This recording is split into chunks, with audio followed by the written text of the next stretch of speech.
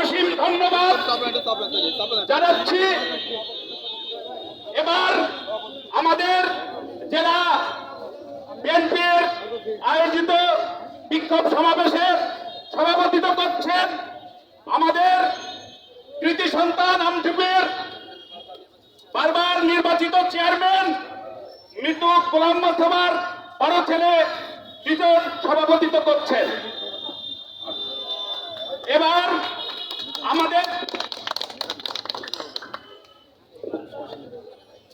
আমাদের জেলা বিএনপির সহ সাংগঠনিক সম্পাদক জনাব মিজানুর রহমান মিজান মেনন,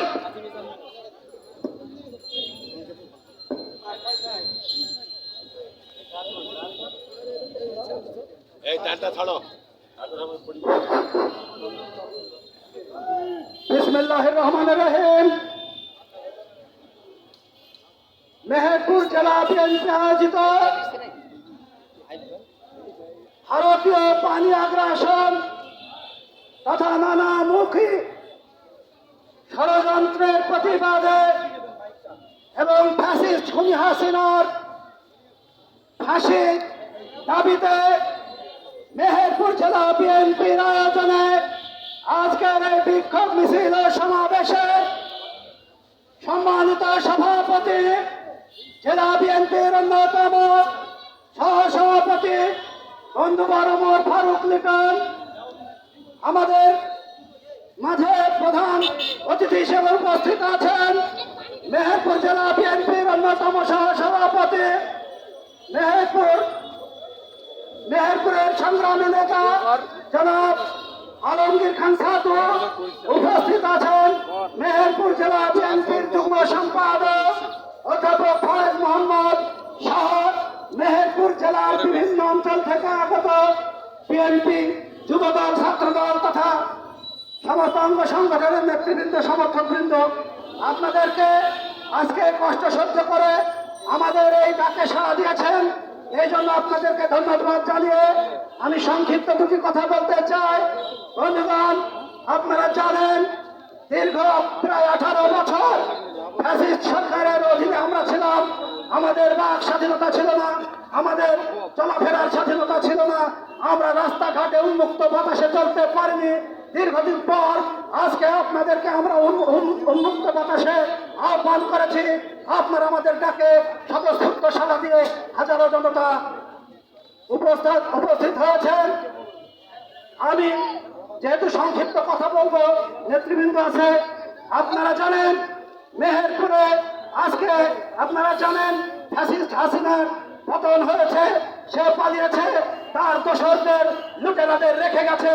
মেহেরপুর আমাদেরই কিছু মানুষ বিএনপির কেউ কেউ আছে, আপনারা সবাই চেনেন, আমি নাম বলতে চাই না, তারা ওই ফ্যাসিস্ট, ওই আওয়ামী লীগের, ওই লুটেরাদের, ওই মন্ত্রী এমপিদের বাঁচানোর ঠিকা নিয়েছে। তারা কোটি কোটি টাকা দল দিয়ে পিছন দিয়ে ব্যাকডোর দিয়ে কোটি কোটি টাকার বিনিময়ে সমঝোতা করে তাদেরকে ইন্ডিয়ায় পাচার করে দিচ্ছে, বিভিন্ন জায়গায় নিরাপদে থাকার ব্যবস্থা করছে।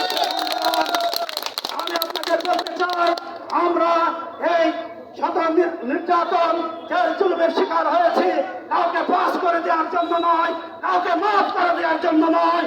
আমাদের ছাত্র ভাইদের এখন পর্যন্ত হাজারো ছাত্রকে হত্যা করেছে, পুড়িয়ে মেরেছে, তাদের রক্ত শুকায়নি। আর এক প্রকার বেঈমানরা তাদের রক্তের সঙ্গে বেঈমানি করছে অর্থের বিনিময়ে। আমি বলতে চাই, আমরা তাদেরকে কোনোদিনও ছেড়ে দেবো না, তাদেরকে মাফ করবো না। ফ্যাসিস্টের যেমন বিচার হবে, তেমনি আমাদের ভিতরে যারা দালাল আছে, আজাদ করছে, তাদেরও বিচার করবে।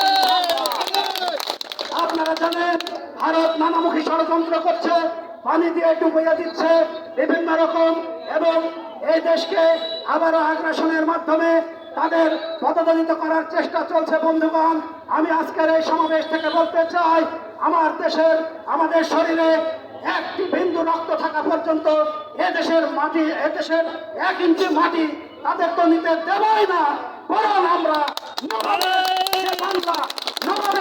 আমরা ফেরত চাই। আমরা ভারত থেকে আমাদের বাংলা, বিহার, উড়িষ্যাকে উদ্ধার করবো ইনশাআল্লাহ।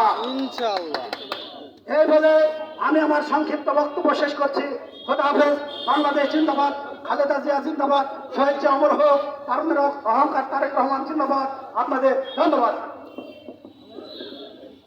সংগ্রামী সাথী ও বন্ধুগণ, আমাদের সংগ্রামী মিজান মেনন যে বক্তব্য দিয়েছেন, খুব গ্রহণযোগ্যতা। 2009 সালে যে পিলখানা হত্যার